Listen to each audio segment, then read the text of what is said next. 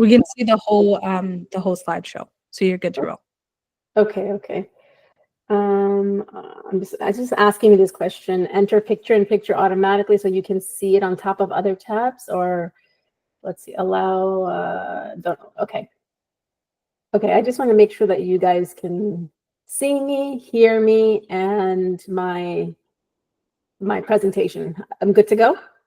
You are good to go. Okay. Bismillah. Okay. أعوذ بالله من الشيطان الرجيم بسم الله الرحمن الرحيم رب اشرح لي صدري ويسر لي أمري واحلل عقدة من لساني يفقهوا قولي السلام عليكم ورحمة الله وبركاته اللهم صل على سيدنا محمد وعلى آل سيدنا محمد. Welcome. I'm so glad to be here, actually. Thank you for reaching out and inviting me to talk about a topic that I'm very, very passionate about, and it's all about divorce, from my own journey and my own story and who I am. I'm Raisa Ghiwala, the Muslim divorce coach, and I support Muslim wives who are feeling like divorce is their only option to be able to make powerful decisions with clarity and confidence that's rooted in taqwa and tawakkul. So let's get right into this, what we're going to be talking about today. So the topic for today is going to be about how can I know if divorce is the best decision for me? And when we're thinking about divorce, we have to be in a state of clarity. We have to feel like, we have to be in a state of peace, like, how it feels when you're in a state of peace, when you're making a decision versus overwhelm and confusion and uncertainty, right? And then the final thing is being in alignment with what Allah subhanahu wa ta'ala wants for you. And I'm going to talk about this a lot because part of what I've learned from my own life experience is that we think we know what we want. We think what we know what is best. And then we go forward with what we think rather than rather than surrendering to wanting what Allah subhanahu wa ta'ala wants for us, right? So how are we going to know that? How are we going to figure that out? How are we going to have that clarity that, okay, well, this is what I want. Well, what does Allah subhanahu wa ta'ala want? Do I actually want to know that? How am I going to be able to discern that, to know that with clarity?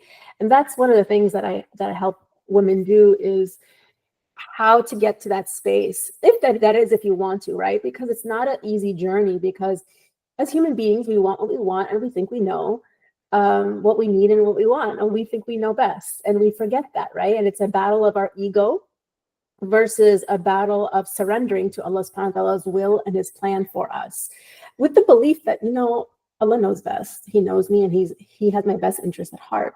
So how can I know if divorce is the best decision for me? So I'm going to talk about, key signs of readiness, which are clarity and conviction that comes from, a sense of peace in your heart.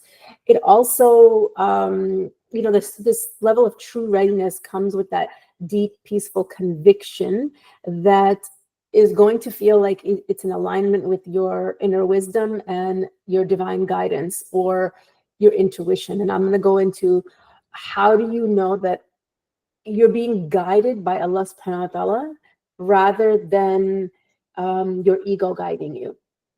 Okay, because when you are connected to Allah subhanahu wa ta'ala and yourself in the present moment, moment by moment, as you're, progressing towards progressing in your life, you'll be able to distinguish between emotional responses and divine intuition. Another word you'll hear me say a lot is wisdom, your wisdom, which is another word for divine intuition.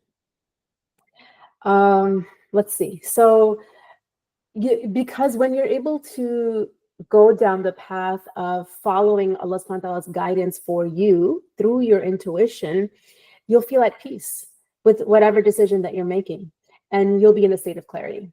And for this, you have to be still, which I know is really difficult for us in the times that we live in and the lifestyles that we live in, how to slow down, right? In order to be still, you have to be able to slow down, because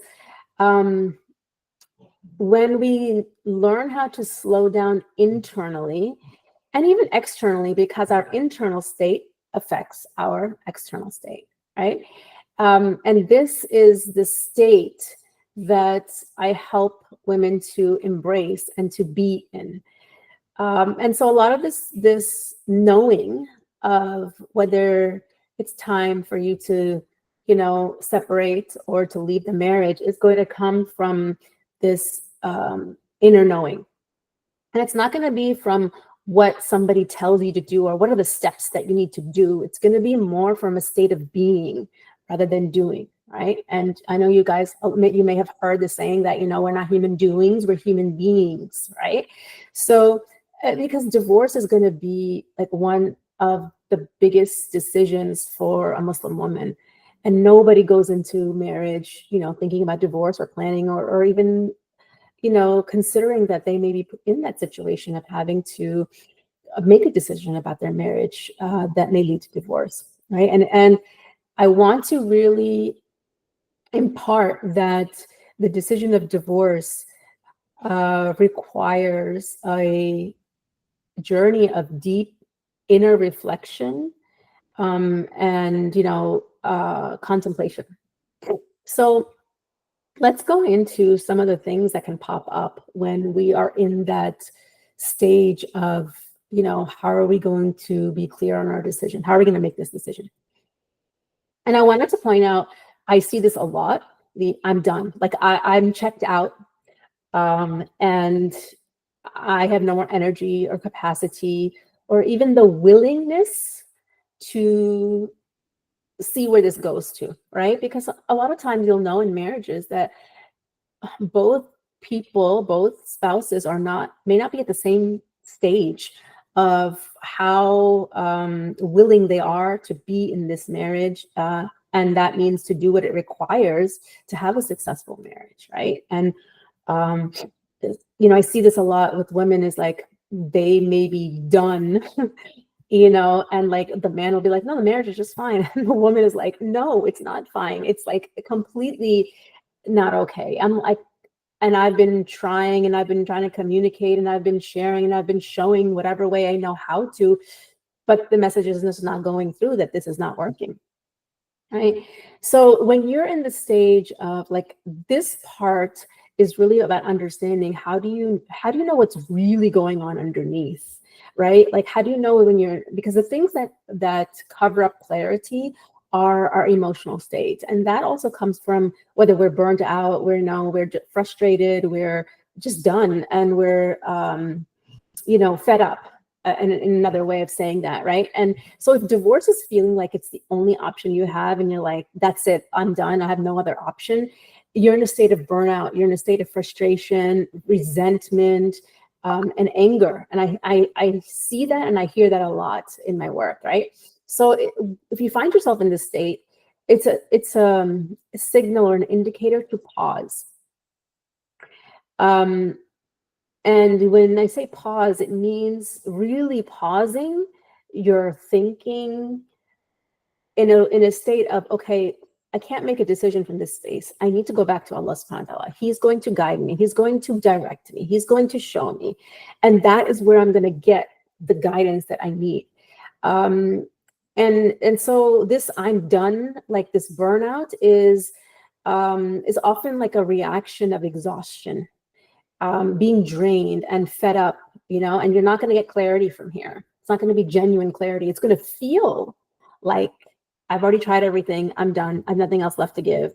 And it's going to feel like the only thing left to do is to separate, right? But it won't be genuine clarity because there's going to be guilt and there's going to be confusion and uncertainty that is going to come up and cloud that. Now you're going to oscillate between I'm done, it's over, but how? But next step, what does that look like? How do I execute? How do I, what's my next step? And so this, when I say, this pause, is really about returning back to Allah subhanahu wa ta'ala for perspective and asking for guidance, beyond your frustration. And what will happen is Allah subhanahu wa ta'ala is going to, when we go back to Allah subhanahu wa ta'ala and we ask him for help and guidance, especially in a decision like this, we're going to get tested in our sincerity. Are we really asking Allah? Like, are we really willing to listen to what Allah subhanahu wa ta'ala has to say to us, how he's guiding us? Do we really want to, or we just want what we want? Right? So this is when you go to Allah subhanahu wa ta'ala, you can expect to be put in the waiting room. And I've coined this phrase called the waiting room, which is where the pause is going to be, which is going to be where a lot of discomfort is going to be. I talk about a lot about what to do in the waiting room, how to recognize when you're in the waiting room. And Allah subhanahu wa ta'ala is going to test our sincerity, right? Especially when we go to him and we ask him to guide us, to show us, well, are we going to be willing to hear, right? And if we're like going a mile a minute, we're just on autopilot and our racing thoughts, we're not going to be able to hear what Allah subhanahu wa ta'ala is telling us, right? So the question really here would be, do you want that? Do you want what Allah subhanahu wa ta'ala wants for you? And are you able to discern the difference? So this is where the inner work comes in, right? Because a lot of what you're hearing so far is about introspection, is about going inward, is about how to get that clarity. And the clarity is going to come from you. It's not going to come from a counselor or a coach or, an advisor telling you what to do or what you should be doing. And I don't like to use that word should, because that's an indicator is that you're not in clarity because you're shoulding yourself. And that's not the right place to look for answers. It's going to come from within, which is going to be from your connection with Allah subhanahu wa ta'ala. And a lot of us are just disconnected. We're disconnected from ourselves. And if we're disconnected from ourselves, we're going to be disconnected from Allah subhanahu wa ta'ala as well. So, when I say the inner work, what does that look like? And this requires courage. This requires really, if you want to be able to make the decision with confidence that in this world and in the next world, you can stand in front of Allah subhanahu wa ta'ala and say, Allah subhanahu wa ta'ala and say, yes, I did my part. Yes, I did everything that I could and I did my part and I relied on you. And I followed your guidance, not my own desires or, my own feelings or my own ego, right? And that is a really good feeling. That is like a feeling of high, like you just have this, it feels like elation and knowing, my gosh, like I feel like the human soul feels really good about itself. And what could be better than being able to stand in front of Allah subhanahu wa ta'ala and knowing with the confidence that you did what was pleasing to him and you did it in a way that is pleasing to him, regardless of the outcome, regardless if it leads to divorce or if it leads to, being able to recommit to your marriage on new terms. Okay, so taking responsibility for your feelings, recognizing that your feelings stem from your thoughts, not your husband's actions or, your circumstances or your situations, right? And that gives us a lot of autonomy and agency and power, really, right? So I remember that I heard this quote by Hamza Yusuf once he was talking about marriage, and he was saying marriage is all about being awake, is about consciousness. And a lot of times, how many times are we just going on autopilot in our life, racing from here, racing from there, running to here, running to that, go, go, go, go, go? Like, do we ever take the time and the opportunity to pause, to reflect, to introspect, to really understand ourselves, right? To be able to connect with ourselves and Allah subhanahu wa ta'ala. So the second part would be healing our own inner wounds, right? Addressing the personal pain and patterns that contribute to the challenges that you're having in your marriage. Understanding your role in the marital dynamics that you have. And everybody has a dynamic in the marriage, which is the connection that you have to your spouse, like what you do and what he does. Like, and we're all in this, we all have patterns in our marriages. Like you'll have a rift And, in order to attempt to repair, he'll apologize or you'll apologize, but then you'll fall back in the same patterns because you'll find yourself with the same thing over and over and over again. And then part of the cycle is that you'll mean well and you'll apologize, but nothing changes because what does apology really even mean? I read somewhere once that the best apologies change behavior, but are we understanding that, right? On both sides, because we each have a responsibility. We each have a responsibility in what we contribute to the dynamic of the marriage in terms of how we show up and what we allow, what we tolerate, and what we put into the relationship, right? So being able to reflect on our own actions, our own beliefs, our own unhealed wounds that affect the relationship.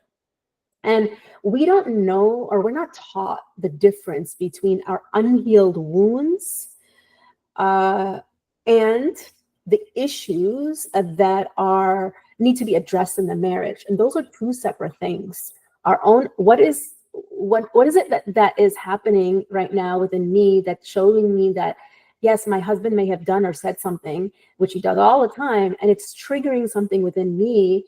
It's a signal to come back to Allah subhanahu wa ta'ala for the healing that is being presented to you that needs to happen for you, or maybe there's some growth, or maybe there's some teaching. Allah subhanahu wa ta'ala wants to teach you something or show you something, right? But if we're not understanding what the trigger is representing, we call it a love letter from Allah subhanahu wa ta'ala. What is representing versus, okay, what is the real issue? Like, what are issues that need to be addressed in this marriage that are not okay? And a lot of times what happens is it gets all enmeshed into one thing because we don't know how to communicate, or because we're in our emotions, we're in our feelings, or we don't know how to set limits and then hold those limits over and over again through,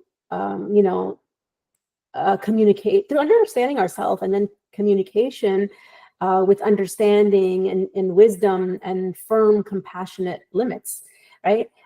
Because we're not modeled this, we're not taught this, that the hardest part of marriage is not about the dynamics of marriage, but it's really about, and there's a term people use. They use this word of inner child. When it gets triggered, becomes defensive, right? And it's really about the unhealed wounds that are coming up for ourselves. And then we lash out in patterns that were conditioned subconsciously. And we're just repeating childhood patterns of how we learn how to cope with what needs to be healed, which is no longer serving us, right? And we're living out basically childhood patterns and wounds as adults. And that each one of us has our own responsibility to understand what is it that we need to heal and address in our own self, while we're also being able to differentiate and to see what's a me issue and what's a not a me issue, right? Because each one has the responsibility to take care of their own issues. So let's keep going here. Okay, so getting back to decision making with emotional objectivity. And so clarity comes when emotional reactions like anger, right? Anger is an emotion. Frustration or resentment no longer are driving your decisions, meaning it's been healed, it's been neutralized, and you're in a state of calm, peace, clarity, neutrality. And because emotional decisions risk, becoming making impulsive decisions or ego-driven decisions, or from a place of hurt, from a place of pain, right? Instead, we want to be able to make objective, wise decisions that are in alignment with our values and in alignment with being in alignment with taqwa and tawakkul, being able to hear how Allah subhanahu wa ta'ala is guiding us and trusting Allah subhanahu wa ta'ala. Okay, so let's get into intuition. You heard me talk about this a little bit in the beginning. Do we know what intuition means? What is the role of intuition? And it's Allah subhanahu wa ta'ala's guidance, right? Intuition is that inner knowing. Sometimes people call it a gut feeling. That is Allah subhanahu wa ta'ala's guidance from Allah to you, and it's going to come directly from Allah to you. No one else is going to get the wisdom or the guidance that you need for your life and your situations and your tests, right? Allah's not going to give it to me. He's not going to give it to your counselor. He's not going to give it to your coach. He's not going to give it to anybody else but you. But how do we tap into that, right? A lot of us are so disconnected from ourselves that we can't recognize our intuition. That's why we go to look to everybody else. What should I do? What should I do with this, and this? What should I do with this, and this? How do I respond to this? What do I do, rather than what state do I need to be in to know what to do, all right? And that's going to come directly from Allah subhanahu wa ta'ala. So reconnecting with your intuition is key, as it serves as Allah subhanahu wa ta'ala's guidance for you in your life. And how we connect to Allah subhanahu wa ta'ala is through our heart. And each one of our hearts, there's a light. We each have a light within our soul, and our heart is the connection where we connect to Allah subhanahu wa ta'ala, right? Allah subhanahu wa ta'ala tells us it's not the eyes that are blind, it's the hearts. That's where we see from. That's where our spiritual sight comes from. And so your intuition is going to help you discern what Allah may be calling you to heal and address personally, versus what is meant to be addressed in your marriage. And this is really the pathway, or the process and the steps that when people are like, okay, I need to get a divorce, and a lot of times by the time women are like, okay, I need to get a divorce, they've been thinking about this for not like months or years. I'm talking about like maybe even a decade, and what happens is that when nothing changes and you live in that indecision, and that brews more and more anger and resentment, and to a point where you're just like, that's it, had enough, fed up, I'm out, right? And you're completely checked out, and you maybe even checked out emotionally for years until you're ready to act on that now, right? And so like this is the process I take women through in my program called Empowered Choices. And how it supports your journey is to be able to navigate marital crossroads with clarity and confidence by understanding your emotions, regulating your nervous system, and taking ownership of your feelings for true empowerment. To be able to rebuild, I want to basically say that understanding your emotions and regulating your nervous system, that is really helping you to understand your emotions, and taking that complete ownership for your feelings, right? And rebuilding your connection with Allah subhanahu wa ta'ala, and your intuition, which includes surrendering to the plan He has for you and how He wants your marriage or divorce to unfold. I want to pause for a moment, because we have to ask ourselves, do I really want my marriage or my divorce, or my marital journey to unfold the way Allah wants it to unfold? Am I willing to let go of that control and that the insecurities that it may bring up for me? Am I willing to go that deep? Or do I just want to just get this over with because of the pain, because it's just so uncomfortable? And that's something that we have to ask ourselves individually, because it's not easy. It's not easy. The easier choice is to get out, to bolt. And I don't mean that with rudeness or insensitivity, because it doesn't negate the fact that you have put in efforts, you have tried, you have done everything that you know how to do. And it's not for a lack of intention or effort or sincerity. It's just, we're limited by what we know. We're limited by the tools or the skills that we have, right? And so this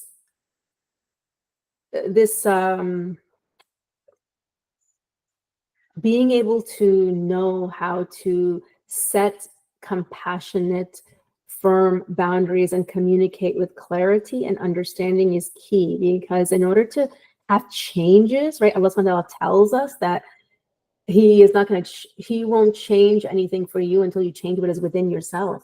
What is within yourself is, your understanding, how you think, how you operate, your state of being, all of that, right? How you make decisions,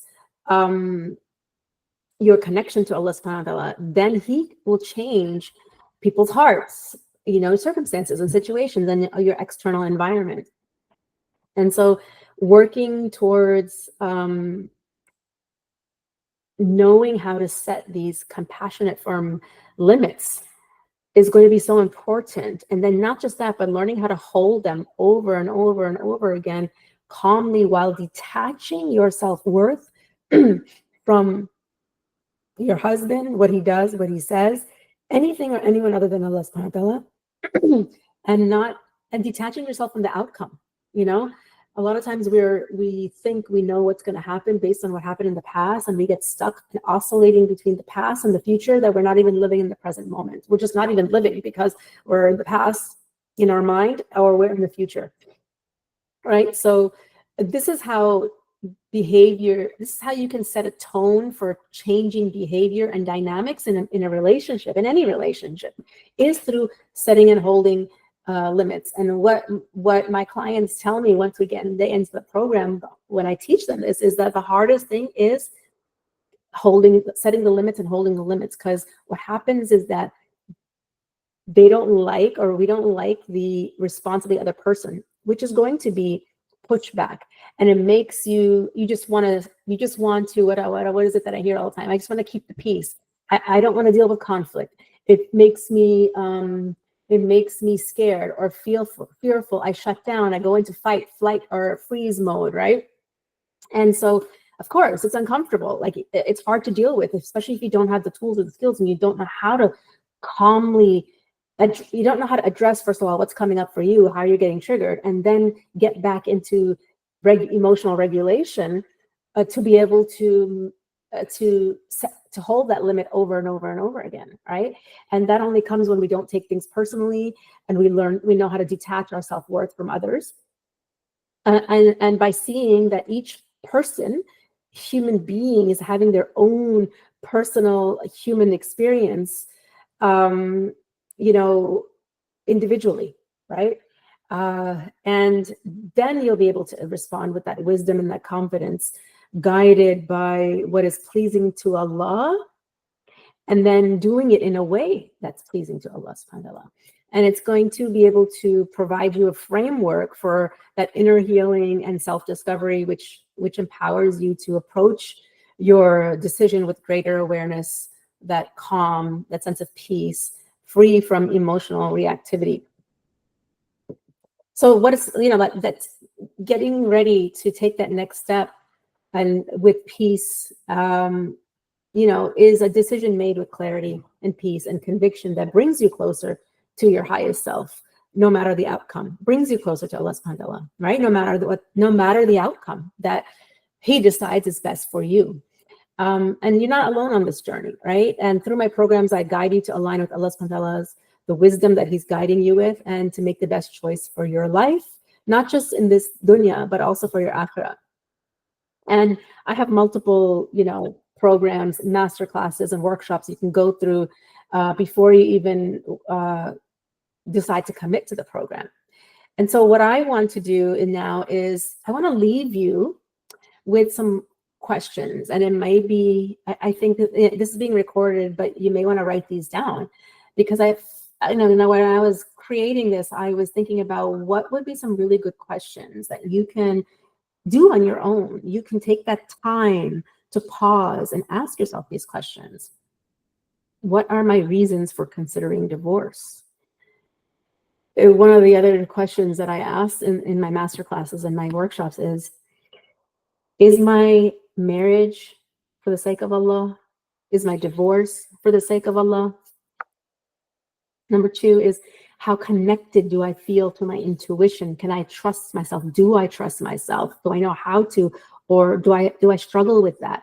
Because the way you trust yourself is how you trust Allah subhanahu wa ta'ala. They go hand in hand. Especially when you're making this decision, can I trust myself, right?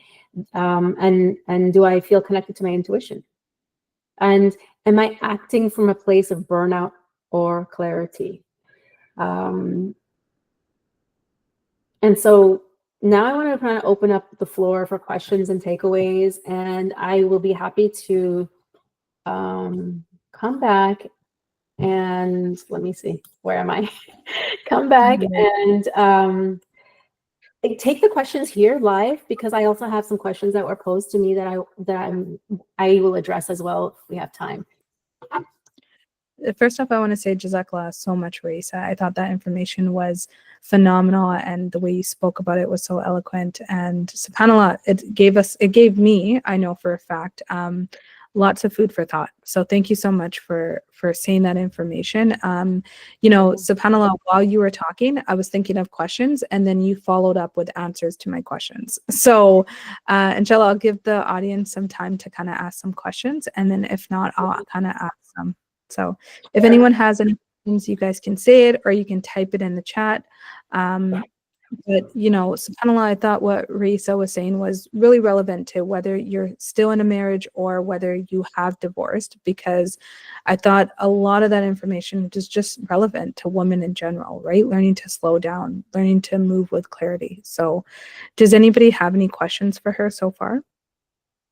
SubhanAllah, while we're waiting for the questions to come in, you're so right about that. It's relevant no matter what stage you're at, because I came to this understanding and everything I teach from my own journey and process, which after I got divorced, I was completely divorced when my awakening happened, when my introspection, and I was going through the divorce, when I called my divorce my impetus to my rebirth. And it really did feel like a rebirth journey. And that introspection, that inner reflection, and the healing all happened started a process while I was going through divorce. And then afterwards, and subhanAllah, and I became a coach, a divorce coach, to help Muslim women to reinvent themselves after divorce. And then after a couple of years, I noticed that people were coming to me in different stages. So this is why now I help women in the stage before you actually get divorced. Because a lot of times the women, they evolve, they heal and they evolve, and they choose to stay in their marriage on different terms. And there are that do decide that divorce is the right thing for them, and then they move forward, but they're also moving forward in that with as a higher version of themselves. So I just wanted to talk about my own journey. Yeah, no, Jazakallah so much for sharing. I guess I'll ask a question. We had a team yesterday. Oh, there goes a question. Here we go. Okay.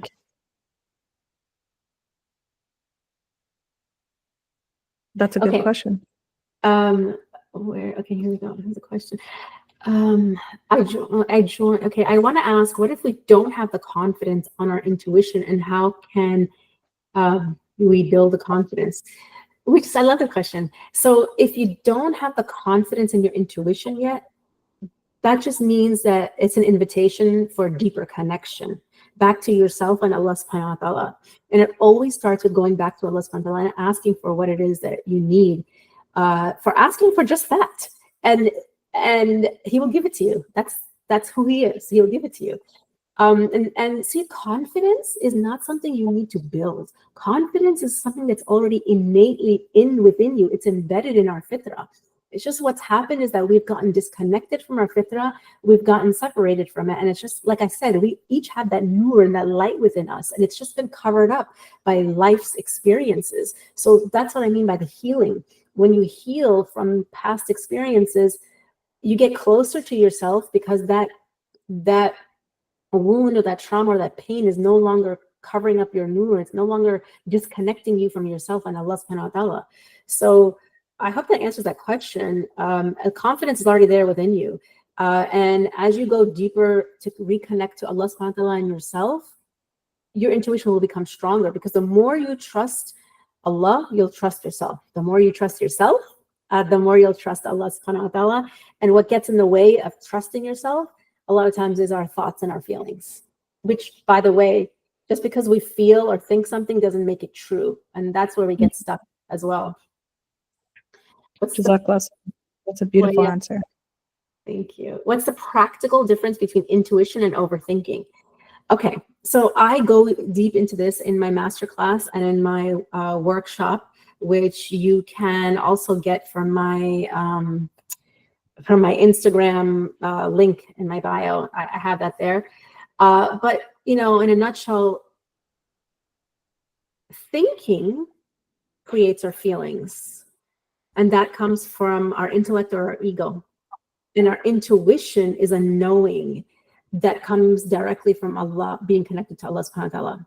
So one is a personal me thing, like a human being thing, and one is a divine thing, or one is coming from Allah subhanahu wa ta'ala. So what do we want to trust? Do we want to trust our thoughts and our feelings, or do we want to trust Allah and the guidance he's giving us? I hope that answers the question. If not, you can ask me again in another way. Sometimes things get out of hand and spiral down quickly into divorce. Yeah.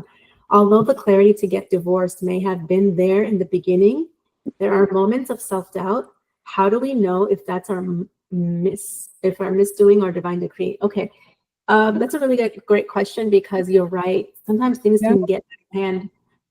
Sorry, did you say something? No, I said that's a great question.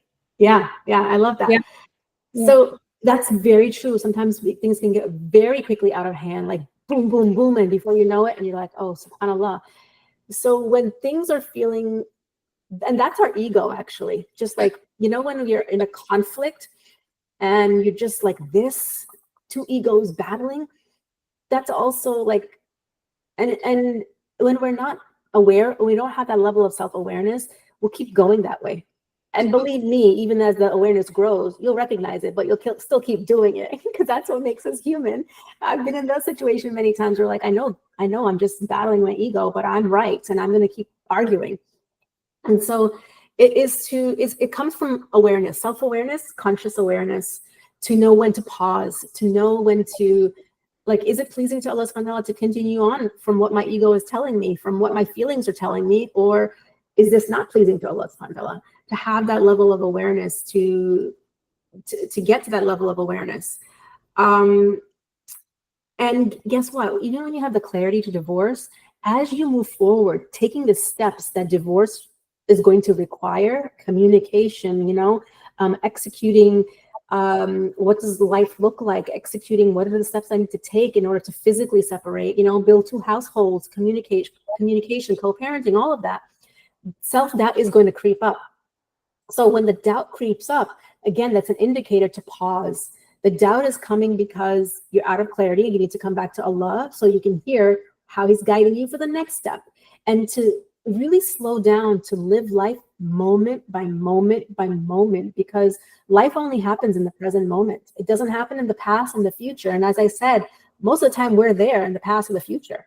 We're ruminating about what could happen if I do this, what may happen, that may happen. None of us knows what the future holds. Only Allah does. That's why we need to hold on to Allah and see how is He guiding me in this moment. Because also, if we're not connected to ourselves in the present moment and we're in the past or the future, we are disconnected from ourselves, and we are disconnected from Allah subhanahu wa ta'ala in those moments. We don't have access to our intuition or our wisdom in those moments.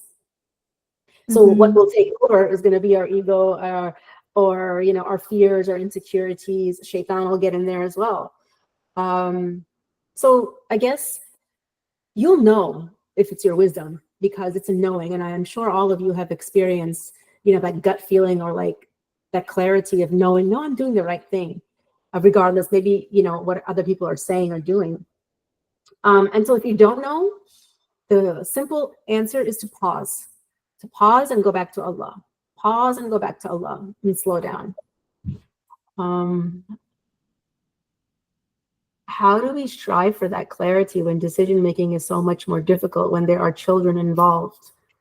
And the main worry is for the kids to lose one parent, fear of abandonment, and on behalf of the children, and the risk that you might end up being the only parent left caring and loving the kids. Okay. Clarity comes from Allah subhanahu wa ta'ala. What's required of us to be, not to get clarity, to have clarity, is to be in a state where you can experience clarity, an internal state, right? So decision making can become difficult. Of course, when children are involved, it's about a family. It's about a family structure. It's about safety and security and stability that parents offer a child, that the family unit offers children. And so there's a lot to think about, for sure.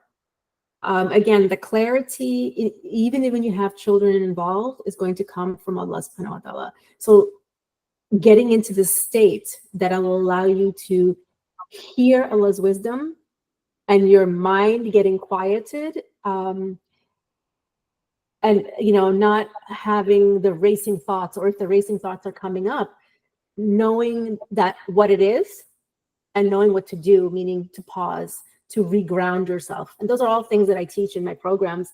And so when you're talking about worry is what is fear, right? And fear is an insecurity, which is a human emotion. And fear of abandonment. Yes. So let me go back to this. There was a question that came in that how to have conversation. I wrote it down, how to have conversations with kids. So what I wrote is that kids need safety, security, and connection. Most importantly, connection with their parents, even if it's just one parent.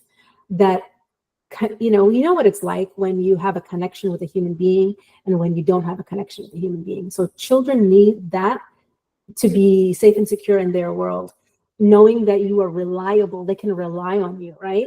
Because their world is going to turn upside down, because that's the family unit, whatever way it looked like, functional or dysfunctional, is their normal, is what they know, right? So they need more connection and they need more presence from you. That means that they need you to be present in the moment to be able to connect with them. And even if it's not two parents, it's okay. Even if one parent can do that, the child will be okay. And that means that you have to nurture yourself and take great care of yourself during this time, because your children are going to need you at a higher level. They're going to have higher demands of you and needs from you. They're going to need reassurance that they can count on you, because their parents splitting up will feel like abandonment. Those are going to be the fears that are going to come up for them. So if you are in a state of your own abandonment wounds coming up, then it's going to be more challenging to be able to help your child in that way, right? Because it's like your inner child is just wants to be healed, and that's what's coming out.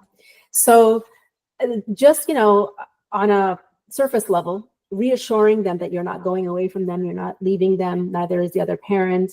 Even though mom and dad are going to be living in separate homes, they're just still going to be available to them individually, because the child's state of security and psychological security and safety and peace is going to come from them being supported in regulating their own emotions. And only the parent can do that. Adults have to help a child co-regulate their emotions, and that a parent and an adult can only do that if their emotions are regulated. They're in a state of calm, peace, right? Because you're restructuring a whole family dynamic and creating a new normal. And so when you go through that transition of creating the new normal, it's going to be lots of emotional ups and downs and lots of re-regulating, your emotions and connection with your child. You're going to see children, they communicate through behavior. A child's behavior is going to signal to you their internal state. Behavior is a symptom of what's happening inside of them. And we focus so much on the behavior and try to fix the behavior, and which is not the root issue. The root issue is what's happening underneath. The behavior is just a symptom. Like we just want to put a Band-Aid on the symptom rather than addressing the root issue, is that of their fears of abandonment, rejection, of a feeling like, they're in grief, just like you're in grief of loss, right? And all the stages that come with that. So, even learning how to deal with conflict, which I didn't know how to do that. The way I dealt with conflict kept the peace, but it was very dysfunctional in my marriage. But then when I was getting divorced, that's why I had a very, very high conflict divorce, because when I started to make decisions on my own for myself and speak up and communicate, it wasn't what was the norm in the marriage. So there was a lot of pushback, and there was a lot of, there was a lot of ways that was dealt with that were unhealthy, and that did hurt my children. And so it's learning how to deal with conflict in a healthy way, because that's what hurts kids. It's not the mother or the father separating. Yes, there's a level of adjustment and hurt or pain, but when you are a resilient parent, your children will be resilient, because the child is only going to reflect the state of the parent, especially the state more so of the mother, because that she's the nurturer, the caretaker, the one who's with the children more, and they feed off of that. So not the divorce, but it's how the parents divorce. Is it with ihsan or an excellence, or is the worst part of the person coming out, which a lot of times is what happens in divorce.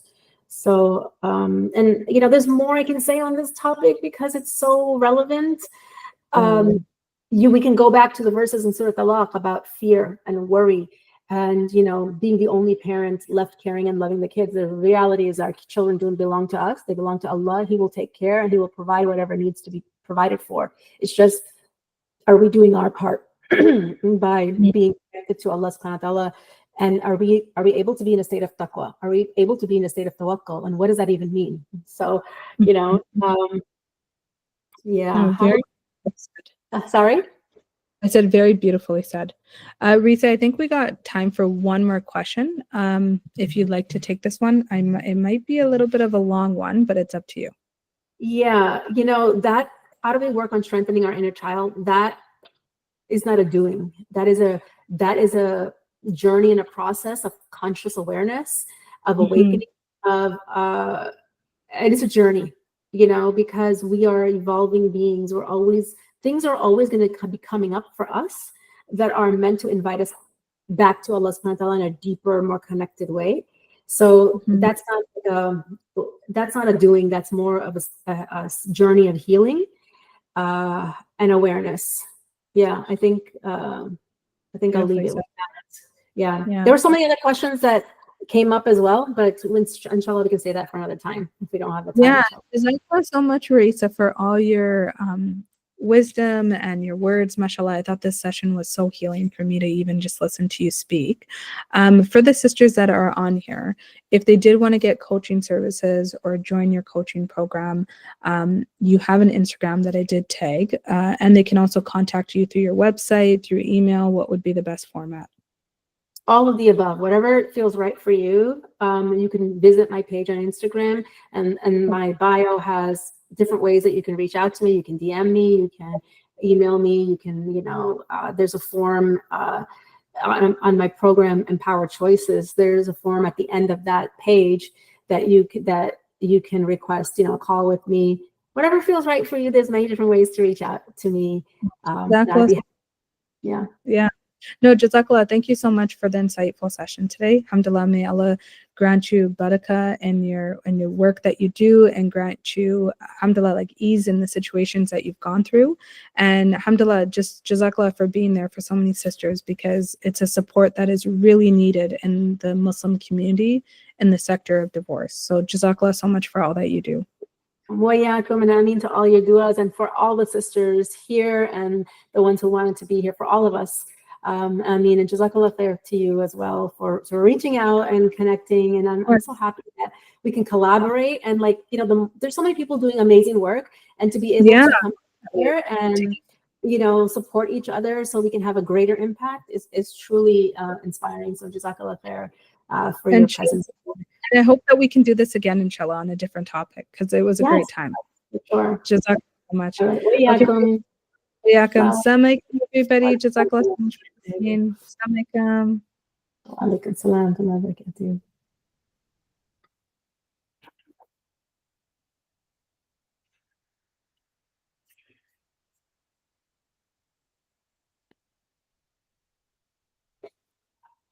Reese, oh, okay.